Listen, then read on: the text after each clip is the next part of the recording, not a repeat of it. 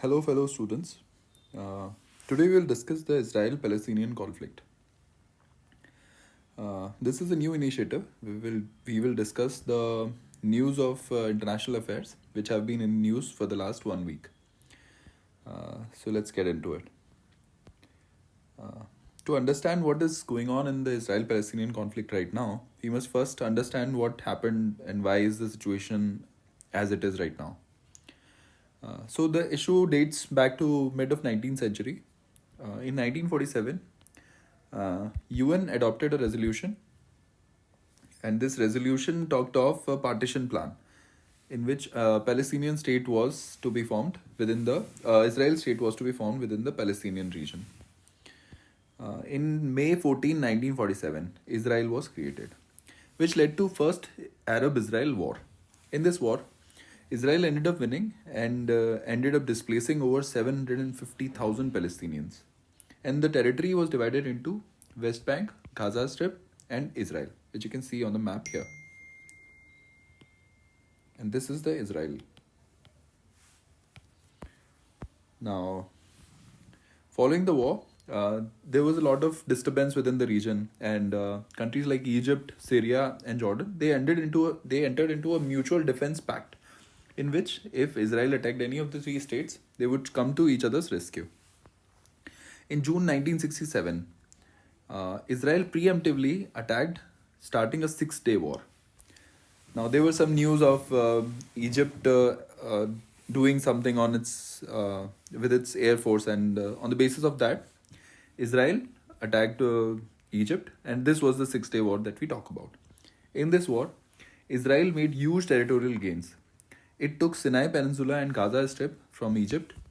It took West Bank and East Jerusalem from Jordan, and Golan Heights from Syria. 6 years later, Yom Kippur War, which was basically a retaliation by all the three states, where Egypt, Syria, and they together launched a surprise attack on Israel. But there was no real conclusion from this conflict as well. Finally, in 1979, under Camp David Accords, a peace treaty was signed, which ended the 30-year conflict. Now, this conflict had continued for 30 years. However, this conflict did not talk about what is going to happen to the Palestinian citizens who were living within the Golan Heights and Gaza Bank, Gaza Strip. West Bank and Gaza Strip. So in 1947, there was an uprising in West Bank and Gaza Strip, which is known as First Intifada. Now, this uprising was by the Palestinian people, which followed in 1993 in Oslo Accord, which had set up a framework for Palestinians to govern themselves. In 1995, they built upon the existing accord, which mandated complete withdrawal of Israel from 6 cities and 450 towns of West Bank. Now, in 2000, issues like grievances over Israel's control over West Bank continued. So they again launched a strike which is called Second Intifada, which lasted until 2005. During Second Intifada, Israel ended up building a barrier wall along the West Bank in 2002, which many international organizations had opposed, but Israel did it anyways. In 2006, Hamas, which is a militant organization, this gained control over the Gaza Strip. Now, this has had implications because Hamas is a militant organization, and which has a very hard line against Israel. Following this, in 2014, a series of rockets were fired in Israel. Now, since the idea that rockets are fired from Gaza Bank into Israel, this happened in 2014, 2018. It's also happened in 2021, and we have seen recent instance in 7th of October in 2023 as well. So this is a kind of tactic that that Hamas uses to overwhelm the Israeli air defense system. In 2000 and during the Trump administration, Abraham Accord was signed, which was a couple of years ago. Under this accord, both UAE and Bahrain had normalized their relationship with Israel. Earlier, only Egypt and Jordan were the two Islam nations which had normalized the relationship with Israel. But under Abraham Accord, the number of these states were increasing.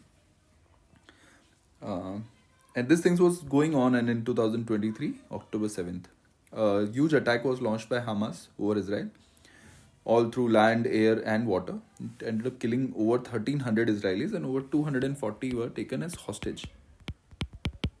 Now, this is a big attack, following which Israel announced that complete siege of Gaza. Now, this is the situation so far. Now, on an everyday basis, we see articles like these. Israel tank pushes into heart of Khan Yunis after renewed US backing. Or Israel says prepared for long flight at UN Gazan exodus to Egypt. And so on. So, it becomes very overwhelming. Whenever you pick up the newspaper, you have to go through the whole article. But starting today and as of now, you don't have to read them anymore. We'll just go through what were the updates in the last 1 week, and a lot of it is not really required also. Just keep an overview about what is going on, why it is going on.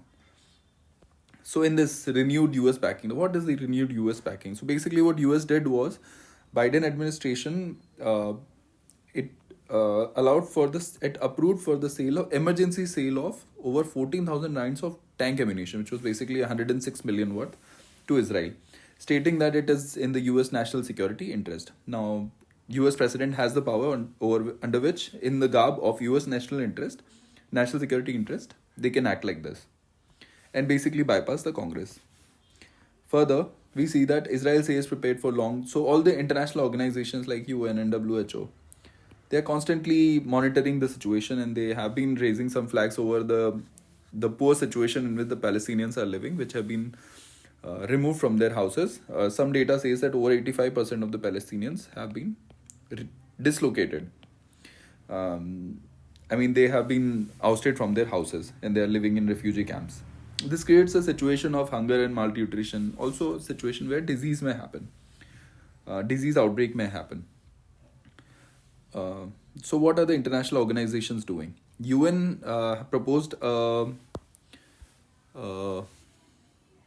humanitarian assistance ceasefire, which was vetoed by US. So following which, the same resolution was then passed in UNGA, with 153 out of 193 voting in favor of this. So UNGA resolution don't hold similar ground as the UNSC resolution do, but it acts as a moral pressure on the on countries like US and Israel to act.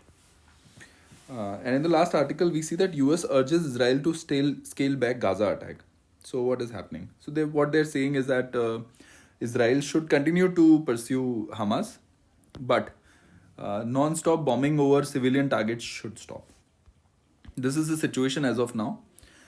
This war it may seem to continue for another couple of months, because Israel has vowed that it will completely eradicate Hamas from the region, which can be difficult. So we'll keep tabs on the same issue, and I'll make sure that we can discuss this same topic in future. Thank you so much. All the best.